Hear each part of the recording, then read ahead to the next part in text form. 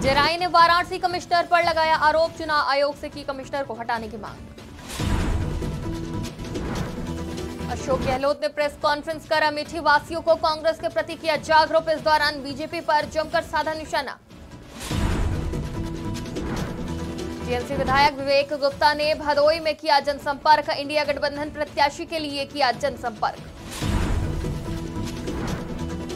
कानपुर में 3rd degree देने वाले 4 पुलिसकर्मी लाइन हाजिर, फ्री में नारियल पानी नहीं देने पर कारोबारी को पीटा, जबरन कागज पर साइन करवाया। नमस्कार, आज की खबर में आपका स्वागत है। मैं हूं आपके साथ शिखा मेहरोत्रा। शुरुआत करते हैं उत्तर प्रदेश खबरों की।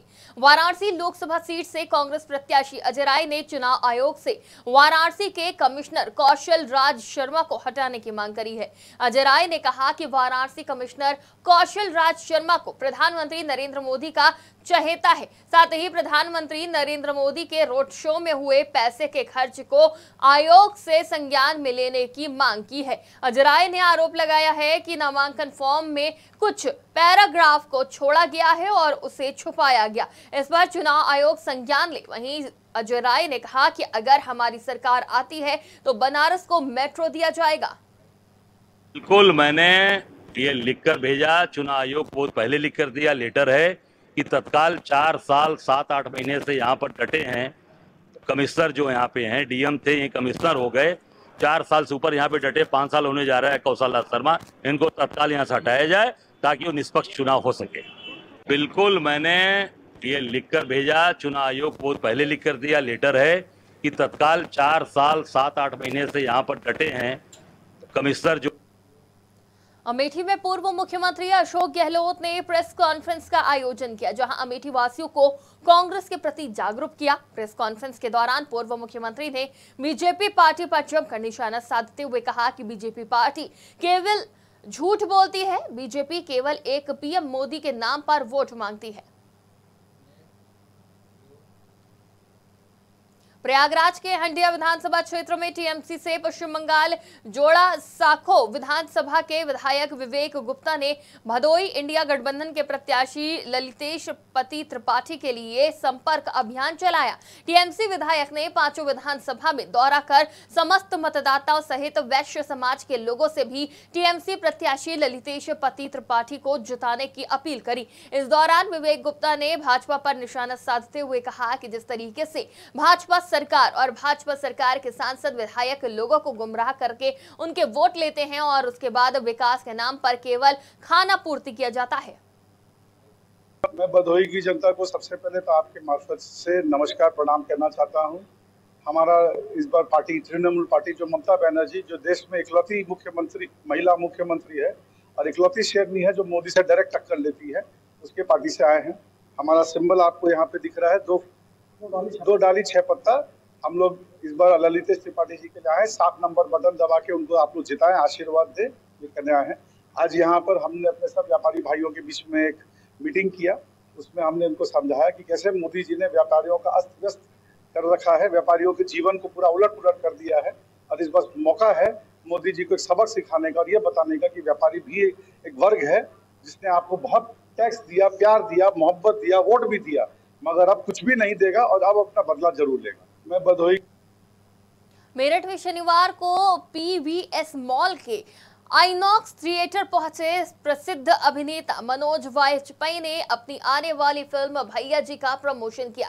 उन्होंने इसे ग्रामीण पृष्ठभूमि की एक्शन फिल्म बताया। मनोज ने कहा कि राजनीति फिल्म में जरूर काम किया है, लेकिन कभी राजनीति में नहीं आना चाहेंगे। उत्तर प्रदेश के नोएडा में फिल्म सिटी बनने से मेरठ और उत्तर प्रदेश के फनकारों को लाभ होगा। इसके साथ ही फिल्म के डायरेक्टर अपूर्व सिंह कार्की भी मौजूद रहे।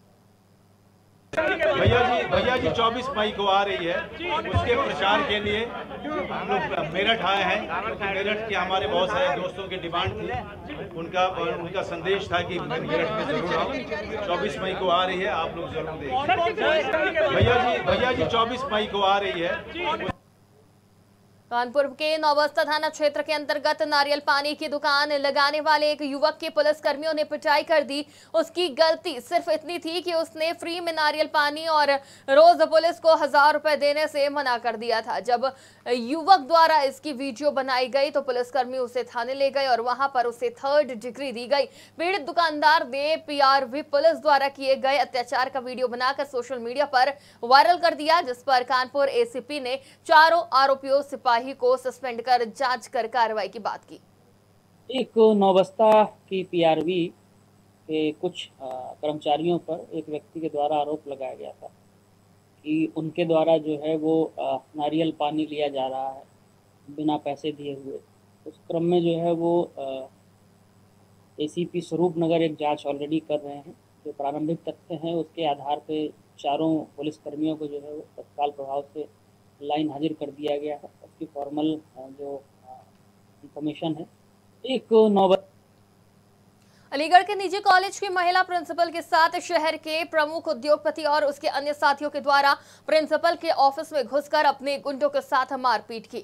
वहीं जब स्कूल स्टाफ के द्वारा इस घटना का विरोध किया गया तो दबंगों ने महिला प्रिंसिपल के साथ साथ टीचर स्टाफ के साथ भी मारपीट करी। वहीं इस घटना के बाद निजी कॉलेज के सदस्य ने कहा कि अगर दबंग गुंडों के खिलाफ सख्त कार्रवाई नहीं हुई तो वो आंदोलन के साथ साथ भूख हड़ताल करने के लिए भी मजबूर हो जाएंगे।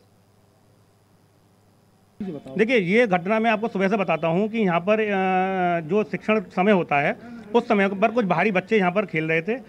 जो अनुशासन टीचर हैं उनके द्वारा उनको बाहर निकलने के लिए निवेदन किया गया और उनको बाहर निकाला गया। उनके जो गार्जियन थे वो 1 घंटे बाद आते हैं और यहाँ पर दबंगई करते हैं कि हमारे बच्चे से बदतमीजी की, और यहाँ पर अंदर घुसकर प्रिंसिपल रूम के अंदर घुसकर वहाँ पर शिक्षकों से मारपीट की गई। जो मैडम थी प्रिंसिपल, जिनका नाम अर्चना वाशने है, अर्चना वाशने के साथ मारपीट की गई। उनका दुपट्टा खींचा गया, उनके गले पे चोट के निशान हैं। ये बहुत ही गलत है। कौन लोग थे वो? ये जो लोग हैं जो बताए जा रहे हैं, जो वीडियो में है, सभी के सामने हैं, जिसमें एक गौरव हरकुट है, एक उनका भाई सौरभ हरकुट है, जिसने क्लास को जो इसने प्रिंसिपल रूम को बंद किया, ये कहते हुए कि अब देखते हैं किसको हम मार पिटाई करने के लिए गेट बंद करके उनको मार पिटाई की गई।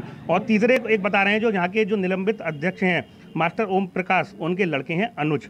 घटना ये हुई है कि यहाँ पर कुछ असामाजिक तत्वों ने आके शिक्षक के साथ और प्रधानाचार्य के साथ बदतमीजी की है। यानी जो सरस्वती का मंदिर है उसके अंदर इस तरह की घटनाएं होंगी तो शिक्षक अपना सम्मान कैसे सुरक्षित रख पाएगा। हमारा केवल कहना ये है कि जिन लोगों ने घटना की है उनके साथ कड़ी से कड़ी कार्रवाई होनी चाहिए। घटना ये हुई है कि यहाँ पर कुछ गाजियाबाद के लोनी राजपूत दरबार संघ द्वारा राजपूत विकास समिति ने बड़े ही हर्ष के साथ महान योद्धा पृथ्वीराज चौहान की जयंती मनाई। इस बीच जयंती के अवसर पर ढोल नगाड़े और पटाखे फोड़े गए। वहीं ग्राम पचारा में युवकों और दूर दराज से आए राजपूत समाज के लोगों ने बढ़ चढ़कर हिस्सा लिया और काफी खुश नजर आए। आज ग्राम पचारा में सर्व समाज, क्षत्रिय समाज ने, पूरे लोनी क्षेत्र ने, सभी वासियों ने एक साथ इकट्ठा होकर सम्राट, हिंदू हृदय सम्राट पृथ्वीराज चौहान जी की जयंती मनाई है। उसमें सभी ने बढ़ चढ़कर हिस्सा लिया। जिस तरीके से उन्होंने देश के लिए लड़ाई लड़ी और सनातन को बचाने का काम किया, आखिरी शासक के रूप में जाने गए, उनका एक दोहा मैं आपके बीच में रखना चाहता हूँ सर्व समाज के लिए, क्षत्रिय समाज के लिए, जिससे सभी युवाओं में ऊर्जा भी मिलती है। 4 बांस 24 गज, अंगुल अष्ट प्रमाण, ताव पर बैठा सुल्तान, मत चुको चौहान, जय राजपूताना। लोनी आज पृथ्वीराज जी का जन्मदिन है, पृथ्वीराज चौहान जी का, और उसी में हम लोग आए हुए हैं और बहुत धूमधाम से मनाया जा रहा है। अभी यहाँ हलवे के प्रसाद भी बटा है। अभी हम जा रहे हैं लोनी भी है, प्रोग्राम है एक, गाजियाबाद जाएंगे, तो हर जगह मनाया जा रहा है, पूरे देश में मनाया जा रहा है साथ से साथ। किस तरह से राजपूत अपनी एकता को बनाए रखेंगे? राजपूत इसीलिए एकता, यही मैसेज है कि सब लोग इकट्ठा हों, और राजपूत की जयंती मनाई जा रही है तो हम लोग की जयंती इसीलिए मनाते हैं कि सब लोग इकट्ठा हों। अब हम लोनी से चल के आए हैं, कुछ और जगह से चल के आए हैं, जगह जगह से लोग चल के आए हैं, तो इकट्ठा होते हैं। हम एकता इसीलिए हम इकट्ठा होकर चलाना चाहते हैं कि हम सारे समाज जो है इकट्ठा है, राजपूत समाज हमारा इकट्ठा है। लोनी आज पृथ्वीराज जी का जन्मदिन है। मथुरा से कुछ दिन पहले मैरिज होम हो रही शादी में अज्ञात बदमाशों ने सोने चांदी के जेवरात सहित नकद से भरे 2 बैग चोरी करके ले गए थे। बैग चोरी होने की जानकारी मिलने पर शादी समारोह में हड़कंप मच गया, जिसके बाद पीड़ित ने पूरी घटना की जानकारी पुलिस को दी और अब इस मामले में पुलिस ने सफलता हासिल करी है। अज्ञात चोरों को गिरफ्तार कर लिया है। पूछताछ के दौरान आरोपियों ने बताया कि गेस्ट हाउस में मेहमान बनकर लोगों को टारगेट करते थे और रिश्तेदार बनकर वहां से घटना को अंजाम देते थे। देखिए, रिफाइनरी में एक हमारा 20/4/24 को एक ब्रिजरानी मैरिज होम है, वहाँ पर शादी समारोह चल रहा था। वहाँ से बैग शादी में जो उसमें रखे थे कैश और ज्वेलरी रखे थे, वो बैग चोरी की सूचना मिली थी। उसको तत्काल सूचना पर पुलिस वहाँ मौके पर गई थी और उसी समय सीसीटीवी देखा गया था। अगले दिन सीसीटीवी देखा था। सीसीटीवी से ट्रैक करते हुए हम लोगों ने घटना का अनावरण करने में सफलता प्राप्त की है। ये जो उसमें बुलजिन प्रकाश में था, उसका नाम था विजय सिंह उर्फ पप्पू। ये है सासी मध्य प्रदेश का रहने वाला है। उसको कल एसओजी और हमारे रिफाइनरी पुलिस के ज्वाइंट ऑपरेशन। मेरठ के सिवाल साख मार्ग पर चल रहे मेले महोत्सव में जादूगर शो में अश्लील डांस हुआ, जिसका अब वीडियो सोशल मीडिया पर वायरल हो रहा है।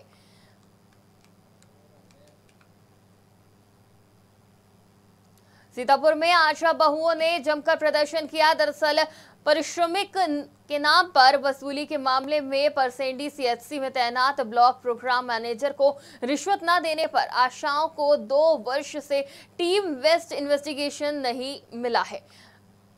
बीपीएम के बुलाने पर पहुंची आशा बहुओं के साथ धक्का मुक्की भी की गई। सैकड़ों आशा बहुओं ने सीएचसी में हंगामा कर मुर्दाबाद के जमकर नारे लगाए। सीएचसी में कार्यरत आशा बहुओं ने ई कवच पर काम किया है, वहीं 2 वर्ष के काम का पैसा नहीं मिला है। आशा बहुओं का आरोप है कि बीपीएम द्वारा काम का आधा पैसा मांगा जा रहा है। पैसा न देने पर 2 वर्षों का 24,000 में 12,000 प्रति आशा बहु से रिश्वत मांगी जा रही है। वाराणसी में ज्ञानवापी प्रकरण से जुड़े 2 मामलों की सुनवाई आज वाराणसी के जिला जज न्यायालय में हुई। जिला जज संजीव कुमार पांडे ने सुनवाई की। शनिवार दोपहर बाद जिला एवं सत्र न्यायालय में श्रृंगार गौरी के दर्शन पूजन के मुख्य वाद समेत ज्ञानवापी से जुड़ी मांगों पर सुनवाई हुई। इसमें 5 महिला वादिनी है। याचिका में ज्ञानवापी मस्जिद परिसर में श्रृंगार गौरी वाले स्थान पर देवताओं की पूजा और नियमित दर्शन के अलावा व्यास तहखाने की मरम्मत, छत पर मुस्लिम समुदाय का प्रवेश रोकने और अंदर मौजूद अन्य तहखानों में एएसआई सर्वे की मांग की गई है, जिस पर सुनवाई करते हुए कोर्ट ने 29 मई अगली तिथि निर्धारित करी है।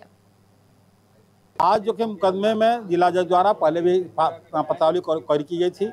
आज किरण सिंह द्वारा एक प्रार्थना पत्र पहले दिया गया था। वह प्रार्थना पत्र था कि जो ट्रांसफर होकर पत्रावली आपके यहाँ आई है पुनः उसको वापस दे दिया जाए, क्योंकि आप यहाँ रिवीजन सुनेंगे या मूल अवयव सुनेंगे। यह ट्रांसफर प्रार्थना पत्र गलत तरीके पर हो गया है और इसको वापस कर दिया जाए। जिला जज ने इस पर क्वेरी किया और हमने भी उस पर बोला कि अगर ट्रांसफर प्रार्थना पत्र गलत आदेश हो गया है तो इसके खिलाफ आपको हाईकोर्ट जाना चाहिए था। हाईकोर्ट आपने नहीं गए, पूरी पत्रावली को एक कर दी गई और आप जब मुकदमे कार्रवाई आगे बढ़ रही है तब इसे उल्लंघन कर रहे हैं।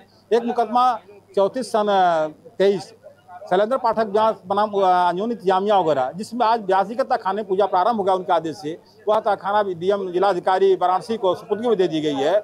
उसमें विजय शंकर रस्तोगी अधिवक्ता द्वारा प्रतिवादी बनने हेतु प्रार्थना पत्र दिए थे, जिनका प्रार्थना पत्र खारिज हो गया और हाई कोर्ट जा करके उन्होंने इसकी प्रोसीडिंग को स्टे करा दिया। अब वह जो पूजा पाठ हो रहा है इसकी प्रोसीडिंग करने के आगे न बढ़ाई जाए, इसी पर बहस चली है और उन्हें हाई कोर्ट का आदेश लगा दिया है और भेज दिया जाए।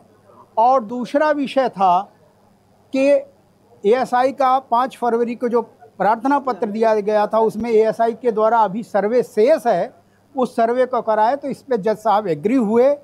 और तीसरा विषय था हमारा आग्रह कि इन सारे मुकदमों को ठीक है कानूनन सारे कोर्ट को पुनः वापस भेज के, परंतु माननीय न्यायाधीश को सीपीसी के सेक्शन 24 के तहत विशेष अधिकार है कि वो सारे मुकदमे क्लब करके स्पेशल कोर्ट गठित करके ये मुकदमे एक साथ चलाएं, क्योंकि एक ही रकबा नंबर 9130 जिसमें ज्ञानवापी कथित मस्जिद अवस्थित है और एक ही नेचर के मुकदमे हैं, एक ही हमारे देवता के मुक्ति का आग्रह है, वो ज्योतिर्लिंग के स्थान को मुक्त हो। इसी संदर्भ में हमारा आग्रह भी है। माननीय उत्तर प्रदेश की खबरों में फिलहाल इतना ही। देश और दुनिया की तमाम खबरों के लिए देखते रहिए आज की खबर।